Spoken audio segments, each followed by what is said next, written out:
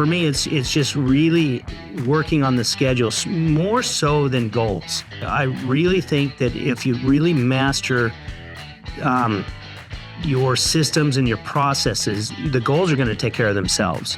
The market doesn't dictate my success, only I do. And I think that I have to stop focusing on what happens in the marketplace and start understanding how to sell it. This is a big miss by real estate agents is they sell their client a home and they think that's the last home they're going to buy for the next 10 or 12 years. That's a lie. Welcome to Signature Buzz, your fast-paced weekly real estate sales meeting. Welcome back to the Signature Buzz, the podcast designed to elevate real estate business through actionable insights, authentic conversation, and powerful mindset shifts. I'm your host, Brandon Roberts, joined today by my good friend and fellow real estate leader, Chris Bishop.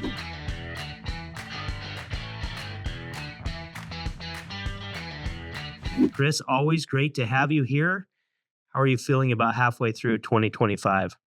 Well, I can't believe it's gone by so fast. Can you? It just it seems like yesterday the year started, and now we're in July. No, it's crazy, right? And so today we want to talk a little bit about the mid-year mindset reset. That's a lot to say. Mid-year mindset reset. If you're feeling off track or stuck, you're definitely not alone. Let's get into how to reclaim your focus and finish the year strong. So I thought, as we were kind of looking for ideas to talk about the show, there's a couple things that came across, but one was, hey, we're midway through the year. A lot of agents may be on track with their goals for the year or maybe not. And so I thought, let's jump into this and kind of dig into it. What do you do mid-year? How do you kind of analyze where you are and that kind of stuff? Yeah, it's important to pull out that business plan that you did 6-7 months ago and see how far off track or on track you are. And so more important than ever, probably with the heat outside in Las Vegas, with all the things going on, the kids are out of school. Right now in July is probably the most important time to refocus so that you ensure that you have a good end of the year. If you think about it, we're only a few months away from the holiday season starting, right?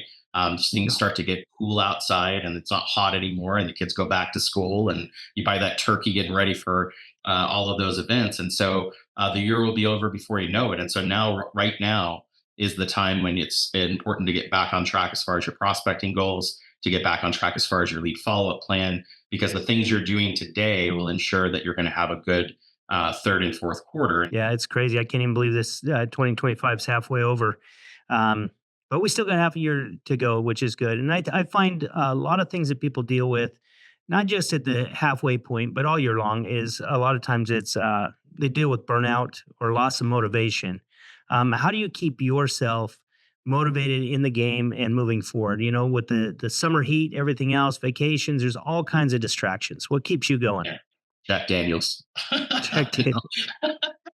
No, what really keeps me going is, first off, if you're not where you need to be, let it go. Don't let it overwhelm you. Don't let it bring you down. Today is a new day, right? That saying used to drive me crazy, but it is true. Today's the day to get back on track. And so stop being hard on yourself. Start being productive, right? And I think a lot of agents I notice is they give up around this point. Oh my God, it's never going to happen for me. I didn't hit my goals. I'm not making my contacts. I'll just stop. And wrong mentality. And that's usually because you're too hard on yourself, because this is sometimes new. Like I've seen agents 15, 16 years in the business that haven't run their business correctly. They've now made a major shift in their mindset. They're now doing the things they need to do. And it's new. It'd be like me going to the gym and lifting weights after 20 years, right? It's going to be new. There's going to be soreness. There's going to be a process. There's going to be a problem. And so push through that. I think the other thing is what's really important is to identify the weaknesses. Now, after 6 or 7 months of trying your business plan, what areas are you really succeeding in that you can double down on? What areas aren't doing so well that you can give a little bit more attention to? And what areas do you need to cut loose? Like there's some random program that you started at the beginning of the year that has not provided the value you want. You're not using it. You're not participating in it. It's time to cut it loose and move your attention to someplace that's going to be more productive. I read a quote the other day. It said, be time productive, not time blocked. And it's one of those weird things where you just kind of read too much into it, but it kind of led me to the idea that I need to refocus my energies where they belong. What about you though?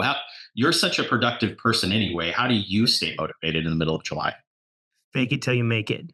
No, for me, it's about focusing on things you can control, right? And there's a lot of things outside of your control, like results, sometimes aren't in your control. And as much as we try so hard to get a deal closed or different things like that, there's so many things that we can't control in a transaction and why they can go bad. So for me, it's always been about focusing on the things that I can control, such as time blocking or your schedule, right? And that's where everything stems from. For me, is if you don't have a good schedule or you're basically letting your business run you instead of you running your business. So, and then focusing on getting better at your skills and just executing, right? Doing the things and trying to become better at what you do, because better leads to more. We know from experience that if you're doing real estate activities, you're going to generate business. Right. And so if you're focused on the activities and getting better, that's how you're going to generate business or work through this. The other thing is stop chasing shiny objects. Everyone starts something and then something else sounds better. And so then they go off and try to do that. And then something else sounds even better. And so they're doing that. But they never give anything a full attention to and the time necessary for it to work. All kinds of things will work if you do them consistently. So for me, it's just doing the things that I know I'm supposed to do, following a structured schedule, and doing it consistently. I think that you and I shared a process as we both were presidents of different boards and stuff we were on. And you can't do that, be a broker and be a productive agent unless you have a great schedule. And I didn't appreciate it until it happened to me. And all of these things had to get done. There was no question about it anymore because I had to do it versus wanting to do it or being able to reschedule it. And I remember years and years and years ago at a class, an agent said 80% of success in real estate is showing up. And I kind of thought, well, that's dumb. I'm here. I'm showing up. I wasn't present. Like I wasn't really participating in my business. I was rescheduling things. I wasn't making my prospecting a priority. And what he meant by showing up, he meant do the things that you know you need to be doing because it is that simple. If you say I'm going to prospect for 3 hours a day, show up. If you say that I'm going to lead follow up for 1 hour a day, show up. If you say I'm going to get to the office early and I'm going to wake up earlier, get up. And I wasn't doing that. I was doing the other 20%, which was kind of letting that just lag along and whatever happened, happened. And so when we went through that process, it really taught me that showing up is important. I can tell you right now, I've rescheduled listing appointments because I didn't want to go because I had them, which was great, but I didn't respect them. And had something else to do, like something that was more important in my life. I don't know what it was, but I wasn't showing up. And when I made that shift and that change, and it happened in the middle of the year, not the beginning of it, I made the decision I am going to show up. And I think that as you kind of go through that revitalization, that re-energization of your business, that's the important piece. What else do you do planning wise? This is what I want to ask you. Like you put a plan in place. You say, here are the things I want to do this year. And then you get to the middle of the year. What ways do you plan for the remainder? So again, it all goes back to schedule. And the interesting thing, you bring up president of the association. It wasn't really like I've been doing this a long time. And it really wasn't till this year, and that's kind of scary to say, almost 30 years in the business. It wasn't until this year I finally think I got a grasp on the whole schedule thing. Because as many moving parts that there are, if it's not in my calendar, it's not happening. Right. Yeah. But the other thing is, like you said, booking appointments, not going on them. If it is in my calendar, it is happening. Right. You make a commitment. So do what you say you're going to do. For me, going into the next year, it's just really laying out my week. And I lay things out in a way that sets myself up to succeed. Right. And so, for instance, we do accountability calls now every Tuesday and Thursday with our agents. And it's a group thing. And there's, 50 to 75 agents that jump on there. And so we got to show up and be prepared. And so in doing that, when I laid that out, I looked at my schedule and figured what days could I make this happen? What days could I put it in there? And now I know it's there and it's solid so that I show up, right? And I show up in the best form for that. I do coaching calls on Wednesdays. I schedule them all on the same day because then I'm in the mind frame to do that. So I really look at the schedule and the activities that need to go, and then I plug them in the times and the places and try to be as consistent as possible, especially on the repeating events, so that I know what it is. I build a routine and I build the habit. And so going into the next year, it's just about that. What other things do I want to add to the schedule? Like we just added in role play calls that are going to happen every Wednesday with our agents. And hopefully we'll have 75 to 100 people on those, really getting better at those skills. but knowing when I could plug that in and make sure that it happens. So for me, it's just really working on the schedule more so than goals. Right. I used to be a big goal oriented person. I still believe in setting things out there that you want to achieve. But I really think that if you really master um, your systems and your processes, the goals are going to take care of themselves. And Yeah. so this year has really been about systems and processes and doing that. And I'll just tell you, right now, I'm really diving into all the systems and processes that we have here at Signature, from the onboarding process to the termination process to the accounting to the paycheck, everything, and looking at how can we refine those and make those better. It's going to be a painful thing to go through, but it can't happen overnight. You got to start with one area at a time, right?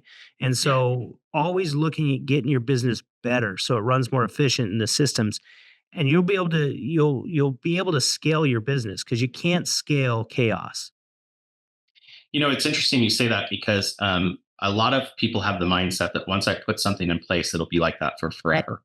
And I think that all comes back to frame of reference, right? As I evolve as a business owner, as a real estate practitioner, my frame of reference alters dramatically as I become more productive. And just like you, yeah, it was a few years ago.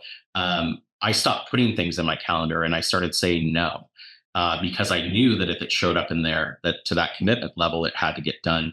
And I used to kind of have placeholders, like, all of us would put together like our perfect week. Here are the things I want to have happen, the whole thing. And I would just put them in my calendar and make them recurring, and they would just show up all year long.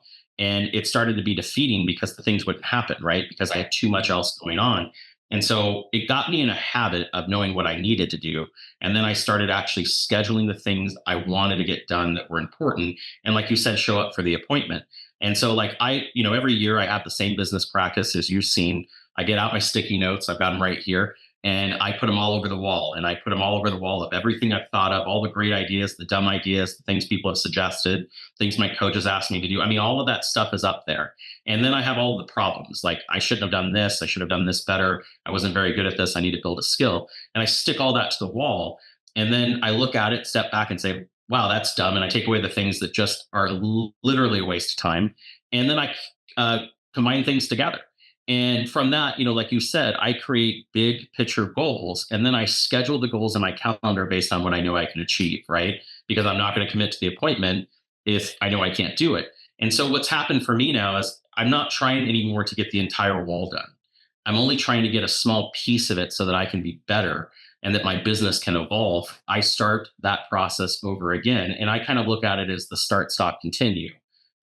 What things did I start doing that worked? What things do I need to stop doing that didn't? What things do I need to continue that make a business difference? And that's kind of how I go through the year until I start planning all over again. But I will say, like, through that process, I don't take it as hard as I used to. I push myself more, but I don't get as upset when I don't achieve something, because at least I'm better than I was. And I think that's the other problem agents have, is they don't celebrate the small wins. If you're able to put a great system in place and stick with it and log into it every day, that's a major win, right? Because you didn't do it at all the year before. One of those for me was my pipeline report. Every day I would come in and have a business meeting in the morning. I'd get to the office earlier. I'd sit down and I'd spend 15 minutes looking at my entire business picture and saying, what's today's productivity going to be? And I think that's a lack of activity a lot of agents don't do. They never have a business meeting with themselves. By the way, that reminds me of a joke. You know what they call someone talking to themselves in a real estate agent? What? Well, when you're self-employed and you talk to yourself, you're having a business meeting. So basically, you're the only one that can control your destiny on that happening. And I think that the whole point is that you need to be reevaluating the things going on so that at least you're telling yourself the truth. And I think a lot of times we do lie to ourselves about what we're getting done and what we're doing.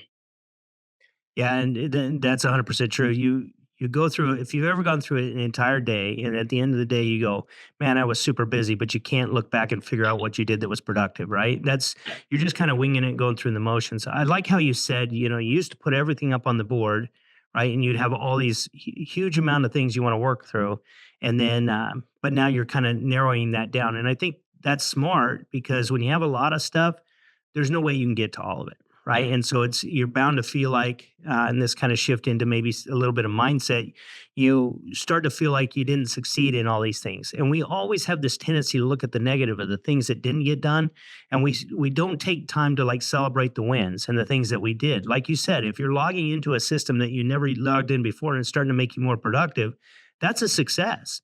And you need to Yes. focus on those things, because if all you do is beat yourself down, like coming into the mid-year, you look at your goals and you go, I'm off track. I haven't hit them, and I haven't done this, and I haven't done that. You're going into the second half of the year in a bad mindset. And I'm talking to a lot of agents now, not just with our company, but other companies out there that are struggling right now, mindset wise. Right, the market's getting tough. I mean, it's shifted mid 2022. We're mid 2025 now. We're 2 years into this thing, and they're anticipating it could get a little tighter. Yeah. Um, doesn't mean it is. If your mindset is that way and you're buying into it, then yeah, you're going to struggle. But there's still transactions being done. There's still agents making money, and there's still agents having the best years of their career. And Yeah. so I think you have to come in with the right mindset. What kind of things do you do, either on a daily basis or on a regular basis, that help you keep in a positive mind frame? I don't want to say it's evolution, but I think as you've been in the business and you've worked so hard to get to a certain point, and when you're new, it's tough to do this, but as you kind of evolve, I've been through 17, 18 market cycles. I've seen good interest rates, and I've seen perceptibly bad interest rates. I've seen high prices and great affordability. And what I had to understand is the market doesn't dictate my success, only I do. And I think that I have to stop focusing on what happens in the marketplace and start understanding how to sell it. Because in every market shift, there's a valuable party that's going to make money. And I have to cater my business to involve them and then explain to the other side how they can say, suffer through it and make it through. And I think that that's the point. Too many people are reactive of small changes. Stop making the negativity your problem. Start making it a productive point. Every time something changes, right? Let's say interest rates go up 2% more. Are you going to say I should get out of the business and get another job? Or are you going to say I'm going to find out how to evolve and still get buyers into homes? I mean, that is the mind shift change that I had to make, because I see so much negativity in the marketplace. I see so much negativity in agents and brokers that are out there. I mean, we see it on Facebook every day. And, I like to go on Facebook and see what everyone's saying. And it's mainly negative. I just went to Jurassic World this weekend to watch that movie, because I wanted to give them my contribution. And the movie's the same thing every time. They go to a place they shouldn't be, where the dinosaurs are, and they run away, and 5 or 6 people get eaten. Like, there's no mysticism in how the movie's going to work out. To me, it's the same thing with the real estate market. Like, stop putting yourself in the position to be eaten, right? Elevate above the marketplace and understand what's going on so that you can sell it to all of your consumers on how we're going to make it through. Because no matter what, at the end of the day, we all got to have a place to live. And I think that's the mind shift change. Now, if you say daily, how do I stay that way? I find productive people, and I see what they're doing, and I listen to what they're saying, and I try to mirror and match those things in my business to follow that plan. Because let's be honest, Brandon, if you're productive and you're doing the right things and you're having great success, and I do what you're doing, the likelihood of me having the same success is pretty damn likely. And so that's another great thing to see. I like to follow those that are positive in the marketplace. Yeah, I'm either going to bring you up or you're going to bring me down. Yeah. One way or the other. But yeah, you have to be careful who you hang out with, and not because they might not be bad people, but it's like mindset's a big deal, and your perception is your reality. So you got to put yourself in places that you're going to be able to see that. And yeah, I mean, I just for me, I mean, I start off with gratitude, right? Wake up in the morning. What am I grateful for? Because I think that sets the tone. And then I do affirmations. Some people believe in them, some people don't. I do them consistently, and not in the way of like I wish or I want to be this. It's Yeah. as it is today. These are the things I believe about myself, core beliefs. And I've been studying a lot, or paying attention to Steve Schul. As you know, he coaches me, author of Full Fee Agent. And one of the things, I just went through a course with him on personal constitution. Have you ever done a personal constitution? You know what that is? Mm. So it's really basically, it's your constitution, how you live by, what you live by, and your goal or your standards, and your beliefs and that kind of stuff, and just what kind of person you want to be.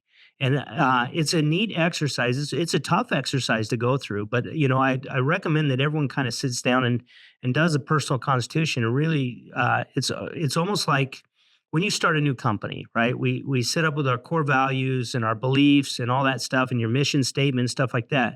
And you said it earlier, you're self-employed. Like, why don't we do that same thing with us? Yeah. And how you want to live. And I think that just sets the tone. So in working on and those core beliefs, that kind of sets the tone for the day and for the quarter and the month for me. And so I'm working on that kind of stuff always, but my affirmations are key. And over the years, I've taught affirmations in the academy, and I can't tell you how many agents have come up and said that it's changed their life. And then I've had lots of agents say, "Hey, I just got back to this, and it's working." So there's something behind it, and it's that positive mindset and starting out in that regard. But the other thing I'd say is this is when we go this, we chase all this business, right? Mhm. We get in this mindset and we chase this business. So there's a lot of rejection in this business, which isn't helpful for your mindset, right? No. You got to be really mentally strong to take a lot of this stuff. But in reality, if you really worked your database, right, your sphere of influence, and you really worked on focusing on building relationships and actually caring about people and where they're coming from and what's going on in their lives and that kind of stuff, you would work with people that want to work with you. You would work with people that actually like you, and it would change the process and the feeling you have of going through these transactions because you'd be working with people you like, Yeah. and that does a lot for the psyche as well. What have you found over the years? I mean, a lot of agents have a database, or they say they have a database. It's numbers in their phone. I mean, what constitutes as a database? Yeah, I mean, like for many years, I had the same problem, and it's funny because I grew up in a real estate family. You would think that I had all of these things laid out, but my family had the same problem. You become to a certain point where business just lands in your lap after you've been doing it for a while. And then you say, well, where'd you get that deal? "Oh, I got it from my database." Well, no, you got it from a group of people that you interact with. That's what you got. A database means that I actually put these people into a drive or a system. I send them information. I communicate with them on a regular basis. I'm providing them data to a base of people. That's why we call it a database, right? But what happens, is after a certain point of time, the momentum and synergy of all the business you've done and all the people you met and all the interactions you have, people are like, "Oh yeah, you're the realtor. Oh yeah, you're that person that sells houses. Oh yeah, I'll call you." And they start referring you. And then you have those raving fans in your database, those relatives, those friends, those family members that will refer you no matter what because they care about you and they know that's how you feed your family. And so I think a lot of times we don't actually think of it like it should be. I see it as a living, growing organism. Like every year I put people into it, every year I take people out of it. People are born and people die. And I try to grow it. And as my business grows, it grows. And as it grows bigger, my business grows bigger. And I think that that's the main crux of what should be happening. I want to go back for a second, though, to a point that you brought up. And I think the biggest problem with most agents is they think very small, right? When I meet with a new agent and I say, "Hey, I want you to get 100 contacts for your database," they're like, "Oh, I don't know 100 people." That's crap. Everyone knows way more people than that. They just don't want to acknowledge it. They don't want to talk to them and they don't want to think bigger about it. What's even more impactful is if you really let yourself get out of your comfort zone and you really remove all the traps in your mind, someone in your database that's going to spend $100 million this year on real estate. You just don't know how you're connected to them, right? When you think about who's going to buy that $50 million house that's out there, I don't know anyone like that. And you start connecting the dots in your database of the people you know and where they're at. Sooner or later, if you go enough, what's the thing, 7 degrees of separation? Everyone in Kevin the world Bacon. is connected by that. Mhm. If I really let it go and I really started reaching out, there's someone in your database that can lead you to that client. It's just a question of, are you willing to connect the dots to make it happen? There's that saying that has been around for forever. All my friends are trying to figure out how to afford to fly first class, but I'm sitting here thinking about buying the plane. I mean, that's really what we're talking about when it comes to mindset and motivation and activities. You've got to think on a higher level and you got to think way bigger. When you first, I know when you first got your real estate license, did you ever think you'd be a broker owner of a large company? Yeah. You did? Those were nightmares. What? I'll get to that story in a second, but first, I want to kind of stay with the database thing for a minute because when you say, "Hey, put 100 names together," and a lot of people say, "Well, I don't have 100 names," or "I don't know 100 people." And they Right. know 100 people. They just don't think. I think they're putting limiting beliefs. They don't think there's 100 people that would do business with them. And Correct. but here's the thing, it's not about putting a list together of who you think's going to do business with you. It's putting a list of people together that you can build relationships with. And when you call them, it's not about looking for real estate, right? It's generally talking to them. Like if I was calling you, it'd be like, "Hey, Chris, been a while. Was thinking about you. How's your family? Last we spoke, your daughter was heading off to college," and I'm getting a little ahead of myself because she's not yet, but she's One more close. year. Yep. What's that been like for you? Like digging in, like interviewing them, staying in touch with them, that kind of stuff. And what are you looking for? When you're doing that, you're not looking for opportunities to go in for the kill, but you're looking for life-changing events, things that's going to lead to what? Real estate Opportunities. transactions. Yeah. Yeah, opportunities of things that are going to happen. Your daughter goes off to college. If she goes out of state, is there an opportunity there? Yes. There absolutely is. Yeah. And so those are the discussions that you'd be having. Or have you thought about buying a house out there, or have you thought about buying a property, or where's she going to live when she's out there? All those kinds of things. Those are genuine curiosity stuff, not for the purpose of saying, well, I can help her find something. It's about going through the process of finding out where there could be potential real estate and then creating that warm list off of those things as people go. And you continue to follow up and check in with them. And as you do that, they get closer to those things and they're naturally going to talk to you about it, and they're naturally going to ask you about real estate. So it's that kind of stuff. I don't think people think that people will do business with them, but if you show a genuine interest in somebody, that's how you build business, and that's how it is. And you said something earlier which was funny. You get into the business, and and when you're in the business for a while, business starts to come to you, Mhm. right? And we saw that. We saw that recently, um, prior to mid 2022 there before the market changed a little bit. And what happened is you didn't have to reach out to your database as much because the market was hot and your database was reaching out to you. And when things changed and interest rates go up a little bit and the news changes and it starts to put this doubt in people's heads, that's you've got to be reaching out more and more. And the agents that continue to reach out when the market was good and build those relationships are having a phenomenal time. The agents that adapted quickly to start building those relationships again are having a great year.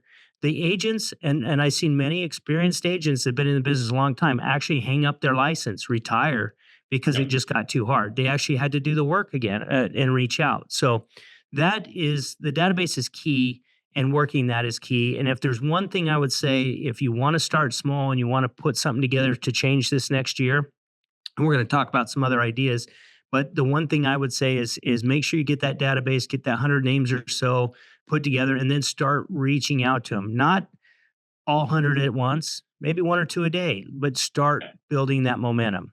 And then your question, did I always know that I was going to own a brokerage? I came from the restaurant business, right? And I was sitting interviewing my first broker for a job, and he asked me, "What are your goals? Like, what do you want to see yourself in real estate?" I said, "I'm going to open a real estate brokerage." Careful what you ask for, right?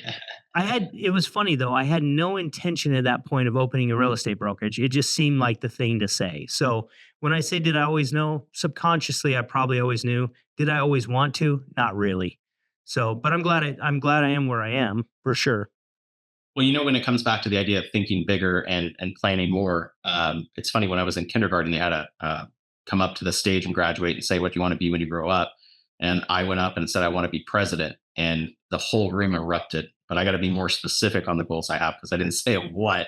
So, but the whole point is, when you're setting out those goals, and I say, "What's your 5-year plan? What's your 10-year plan?" A lot of people stop right there. What's your 50-year plan? Like in 50 years, other than being alive, hopefully, what do you want? And I think that a lot of us don't plan far enough.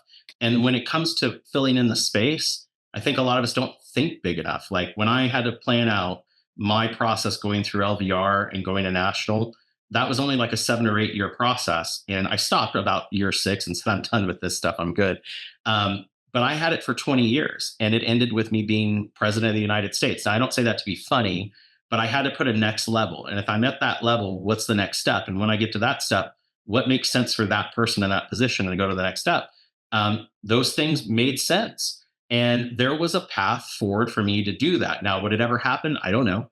I've said a lot of things would never happen, and they did. So why would I limit my ability to say, sure, if I'm open to it, it'll happen? You do a whole class where you say, what you focus on will happen. And you've always gotten everything you ever really wanted because you put it in front of you and you achieved it, right? And so I think that's a big part of this mindset goal planning. If you want to say, I want a successful $1 million a year real estate business, that means that you need to have several thousand people probably in a database that are relating to you and understand that you're the answer when they have life occurrences. And it's funny because what you just said, I don't focus on selling the homes, I focus on solving the problems of life happening. Someone dies in your family, someone's born in your family, you get married, you get divorced, you get a bonus at work, you want to grow your financial ability, you want to help your kid go off to college.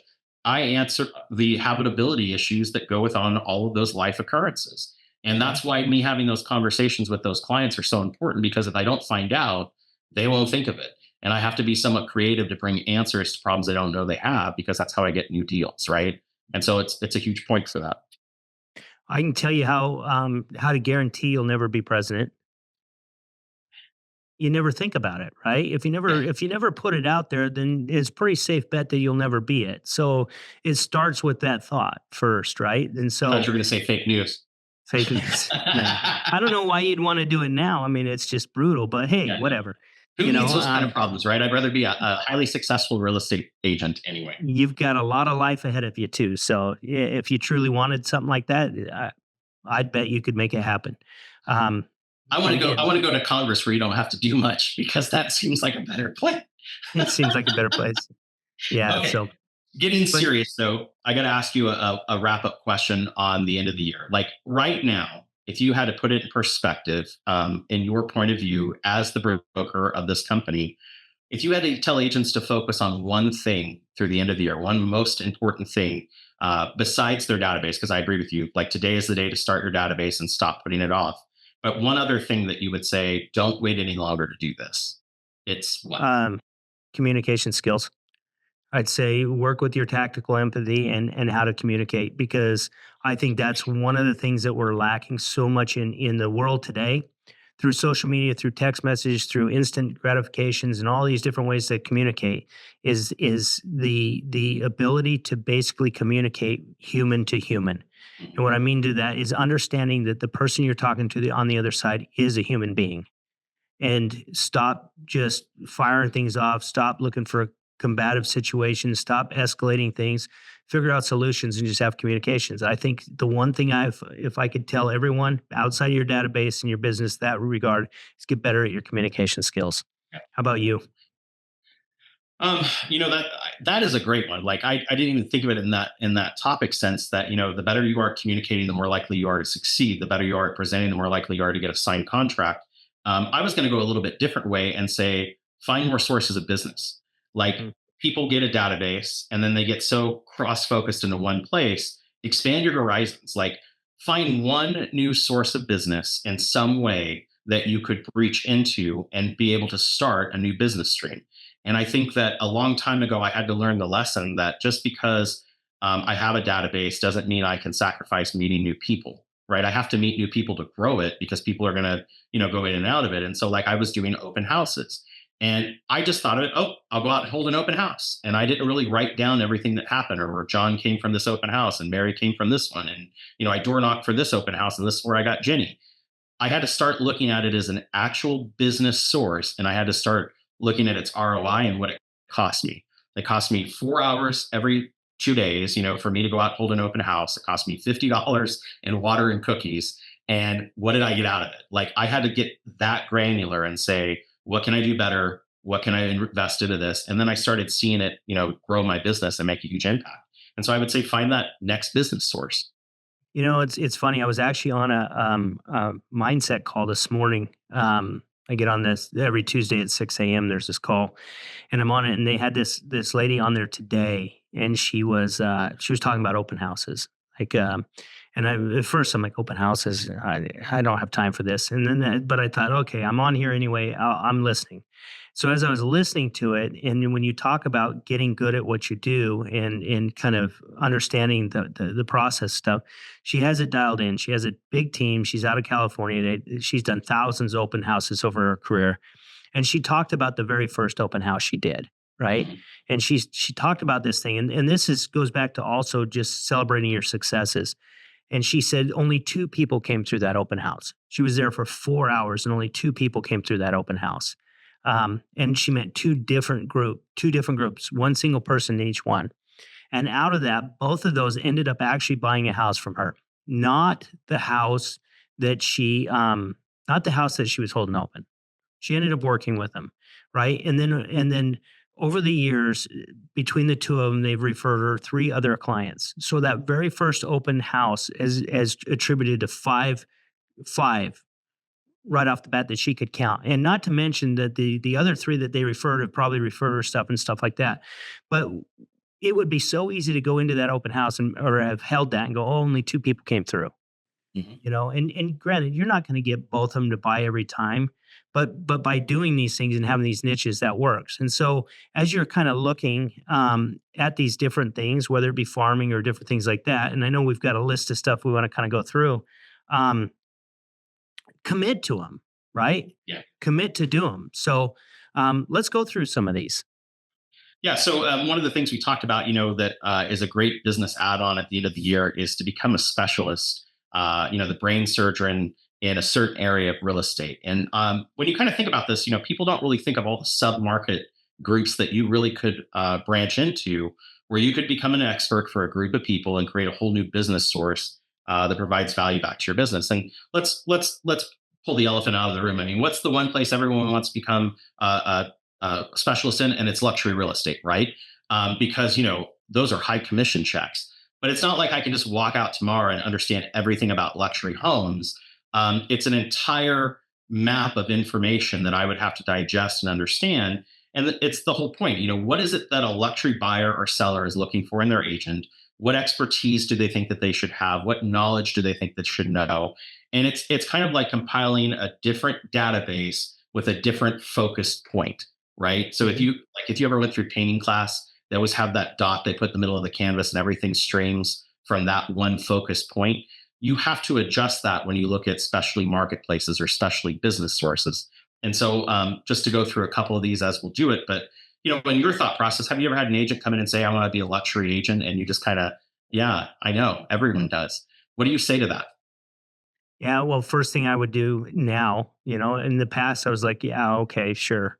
How bad do you really want it? Or are you just throwing it out there or you're committed to it? First thing I would say is let's look at your database and let's see who in your database owns the luxury property. Mhm. Because based on that, those are the people you need to talk to and you need to start asking them questions.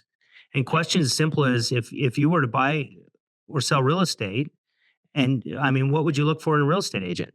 Like tell them flat out, I'm looking to get into luxury. When you bought your house, what was important to you? Right? And start going down that stuff and actually get curious about the niche so that you can dive into it so it can become your focal point. So, because when you start to eat, sleep, and breathe it, that you're more likely to expand upon it. Because you're right, most people come in, hey, I want to get into commercial, or I want to get into luxury, or I want to do this, or I want to do that, but they have no intention of actually doing the work. So if you give them an assignment, if we give you an assignment and you go down that path, you're more likely to actually do it. I think one of the things that agents miss all the time, and this is how I look at it now. Like I sat there as a brand new agent saying the same thing. I want to sell luxury houses. My 4th deal was $1 million home back when the average price was 317, but I found $1 million home owner and I found $1 million home purchaser. And it wasn't because I was out at $1 million homes. It was because I interacted with a member of my database that owned that property. And I convinced them after months of trying to list it with me and give me a shot. But I would say right now, the biggest thing is R&D, not rip off and duplicate, but research and development. Like if you're going to become a luxury real estate agent, you have to do a crap load of research. Just like you said, I mean, I would be going and finding out stats about luxury buyers and sellers. I'd be finding those in my marketplace highly succeeding in luxury. And I would ask to interview them. I'd give them a free lunch on me, whatever I could do to find out how they're doing it, find out what parts that I like and what I don't, and rip off and duplicate those pieces into my own business. And then I would use every AI market research tool that's out there to say, how can I get better at this? What things should I have? What handout should I have? What presentation pieces should I have? And I would put all of that together and then have someone look at it and say, am I crazy or not? Because that's the whole thing. When you do R&D and research, you usually have a status group that will sit down there and say, yeah, this makes sense, or yeah, it doesn't. And I would do that in every one of the niches that I decide to get into, because that's how you grow. To your point, that's how you grow, by finding out the info. It's so much easier today to break into any one of these markets than it ever has. Yeah. And I say that because of Chat GPT or Chat Yeah. and AI. And like you just said, put into there, what do you need to do to get into luxury? It'll give you a list. Now, are you willing to do this stuff or not? I don't know. The other thing is, I mean, if you truly want to become a luxury brand or you want to work luxury, you need to start looking at all your marketing and stuff, and starting with your consumer portals. I mean, what does your profile look like on Zillow or Realtor.com or these other free sites that are out there? Most agents don't even update those. Most agents don't even have a photo on there. And Yeah. if you want to say you're a luxury brand agent, like those bios, those things have got to be congruent and say that message. And that would be whatever niche you're going to get into. Yeah. Are you going to be a professional in this business, or are you just going to just go with what comes your way and be an order taker? Put some effort into it. And I'm pretty confident you could take your um, realtor.com profile page, plug that domain into ChatGPT and say, how would you rewrite this, or give me some feedback on my profile to become a luxury agent? I'm sure it'd spit it out, right? And in But doing that, like, you almost don't even have to think. Now you do, because you do need to read it. You do need to understand it. You do need to know what you're putting out there, but it gives you a basis. And so I think if you're committed to doing something, like, start taking the steps and start with a small step, moving forward. But I luxury think is that just, go ahead. No, I was just going to say, I think that the same point, because I know everyone's hanging on the words of, well, okay, now tell me how I get there. Well, first off, if you're going to break into a luxury market, we're going to use this as the big example because we'll give you others as well. But there are specialty vendors that service luxury homes. I mean, specialty carpentry, special improvements, specialty landscaping. I mean, like, we're talking about people doing $300,000 landscape job versus my $3,500 backyard pavers, right? I would start finding those companies and making relationships with them so that I could find out the clients they're servicing, what those clients are asking for, and start trying to refer them business. So in turn, when they go to a home and say, why are you improving the backyard? And they say, well, we're going to sell it, you're going to get those referrals back. Same thing with home builders. There's a small amount of very high-end luxury home builders that are building a huge product out there that not everyone's looking at or talking about. I would be making friends with those sales agents. I'd be making friends with those builders. I'd be screaming their product from the rooftop and making sure they see that, because then they're going to return those favors to you on the process. I would go to the place where people are trying to buy. Like, if you found a high-end club in town, I mean, we've gone to many of these clubs where it's surrounded by wealthy people. Well, where do you think I'm more likely to get a high-end listing? At my office, sitting here hoping one will walk in the door, or at that club? Yeah, there's a cost to be there. And yeah, you don't want to look like a schmuck when you're there. But the whole point is, if I was there and I was willing to talk to people while I was there, you're going to pick up luxury clients or luxury people to add to your database, at least. But it's just the whole point, like, when you really sit down and think about it and say, now, what things should I be doing? What should I refocus on that would cause this effect? That's what we're talking about. I'm going to give you like 10 or 12 of these, Brandon, and see which ones that you would pick out of it. So, of course, we said luxury homes. Golf course properties, like, this was the one I wanted to do. I remember when Red Rock Country Club opened, I walked the course with Arnold Palmer. I was only like 12 years old. It was incredible to do. I wanted to become a golf course specialist. I became a hack. Like, I didn't get the golf course designation. I didn't play golf as much as I should. But if I was going to do that, playing golf every day was a good way to meet golfers that want to live in a golf course community. Waterfront properties we actually have. If you look at Laughlin and Lake and Boulder City, equestrian properties. There's a huge equestrian community here in Southern Nevada. I grew up in the old Huntridge section downtown, and historic homes have made a huge revival where people are actually buying these older properties and they're putting them back in the condition they were in the 60s and 70s, which is great to see that, but that is a niche marketplace. Green and eco-friendly homes. I'm not sure what that means, but I think that means properties that live off the grid or provide low emission energies. Vacation homes and second homes, a big thing here in Vegas. You think all of those high rises downtown, most of those are occupied second, third, and fourth homes. They're not primary residences. And then you can move into other demographics, senior living. There's actually a designation with NAR that provides help to do senior purchases and the things they're focused on. First-time home buyers, that's an easy place to start because they're everywhere. Veterans and military relocation is a big one. Divorce and probate. I made a great connection at a law firm for divorce deals, Ditcher, Quick, and Hyde. They just been sending me business like crazy. That's an old Three Stooges joke. You'll get that later. Number 12 is international buyers. We saw a big revival of this back in 2010 when Vegas was going through that change. There were so many people coming from out of the country to purchase properties, but it's another incredible thing. If you speak a different language, like I barely can speak English, but let's say you spoke French or Italian, you could break into a niche market because you have that ability to speak to them directly in their language versus me trying to translate or anything else. So consider that. I asked an agent one time who spoke Russian. I said, could you redo a website? This is way before AI and the other thing. I said, could you do a website in Russian? And she said, well, yeah, I speak it and I write it. I said, well, do it. Take the website you have and convert it into Russian. Now it will just do it with the click of a button. You don't have to do it anymore. But then that was a huge business generator for her. There's a couple of others that are out there. New home and builder sales. Like you can become a specialist in new home sales. We've seen that happen out there. Fix and flip investors because they're really hard to find. It's not like they're texting you every day asking you if you have any off-market properties. Multifamily, mobile home and manufactured housing. I mean, this one I like because you're selling the land. And if you don't like the location, you can pick up the home and move it. I mean, like, how can it get better than that? Have you ever thought about specializing in tiny homes?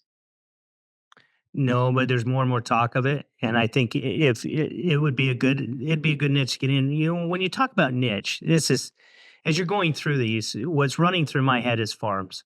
These are Yeah. farms, Yeah. right? They're geographic, or some are geographic, some are groups or whatever. But all you're doing is repeat exposure to a specific market, right? If I had to choose out of this list of these things, and there's some good ones on here, the two I would do right here in Vegas right now, which would be pretty easy to get into, would be the senior homes, Hmm. 55 and older, Sun City.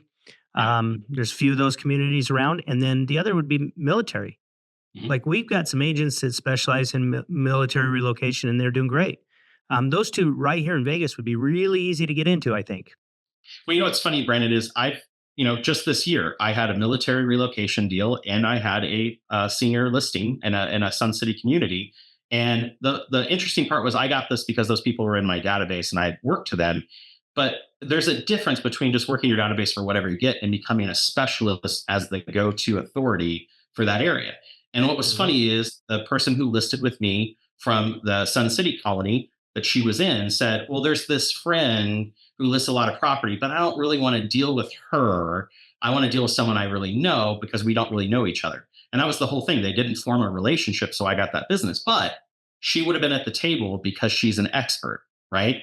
And same thing with the military relocation. Oh, we get all of this mail and all of these people that contact us, but we want to work with you because you talk to us on a monthly basis. And so, like, at least if you're a specialist, you're at the table with an opportunity to try to get that business.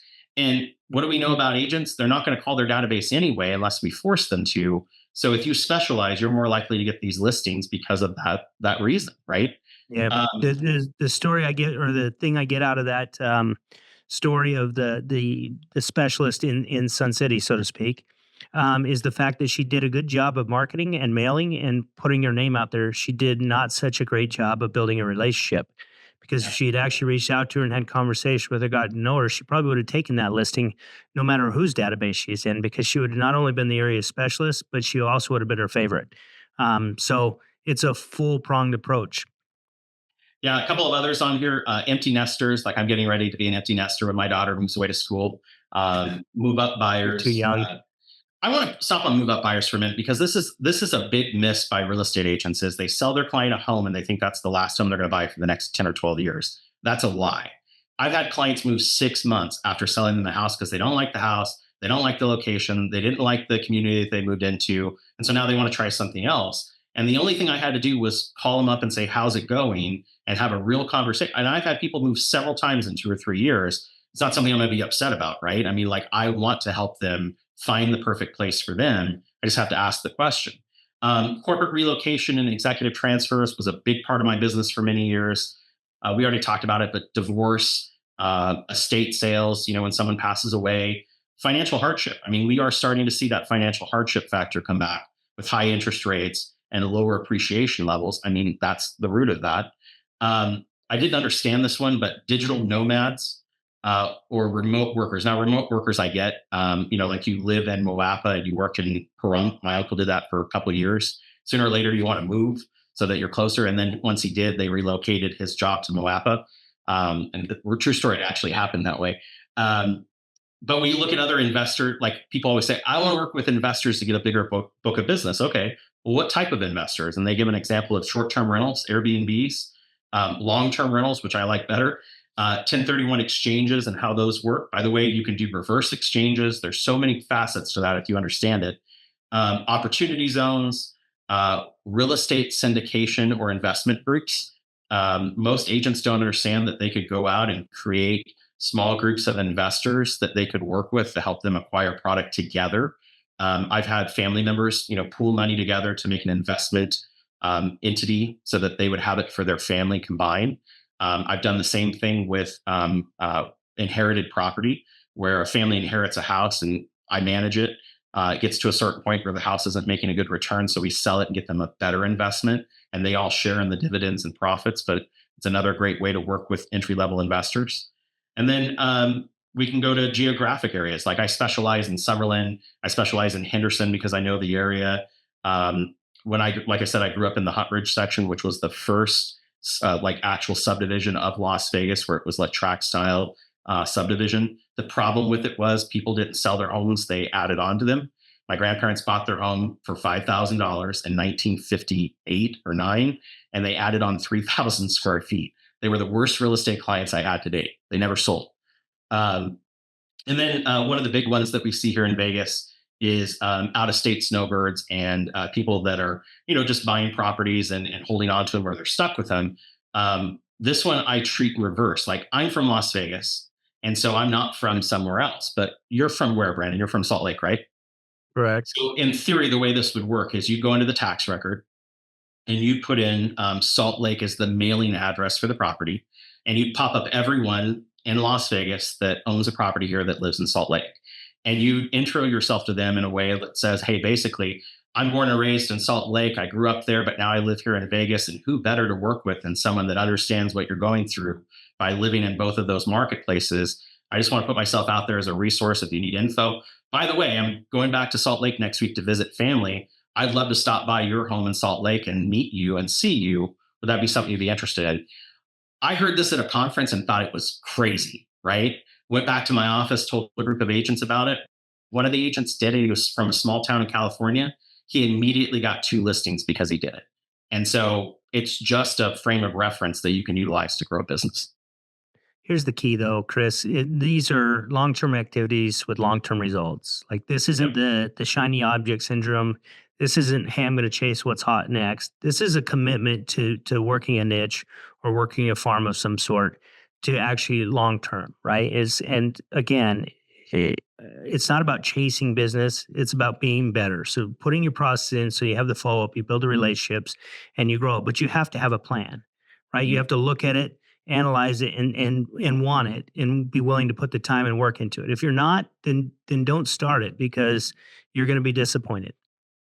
Yeah, it's like the top secret plan that you're going to put together, right? So now you're going to put top secret plan up on the wall, and then you're going to get the same thing I do. You're going to get your Post-it notes, and you're going to put up there all the things that you need to think of when it comes to this specialty that you're going to jump into.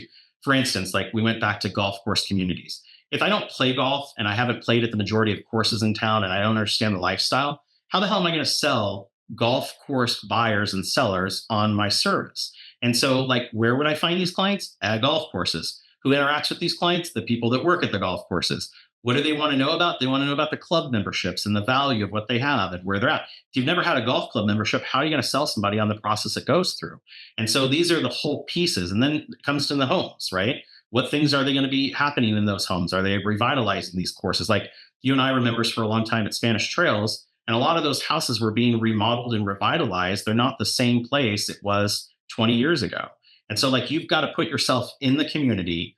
You've got to do the research and find out what's happening. And that means you got to talk to the people that live there. And again, that's, how you grow the niche and people start to point and say, oh yeah, you're that guy from the golf course. Yep, sure am. Yeah, you won't find me out there, or they'll be laughing at me. No, That's okay. At least they'll be talking about you. I made a commitment. I'm going to get better at the game, not to sell houses, but just for my own ego. Okay, so we've covered a lot today, right? We've covered a lot, from mindset to niches, to just kind of refocusing for the next quarter.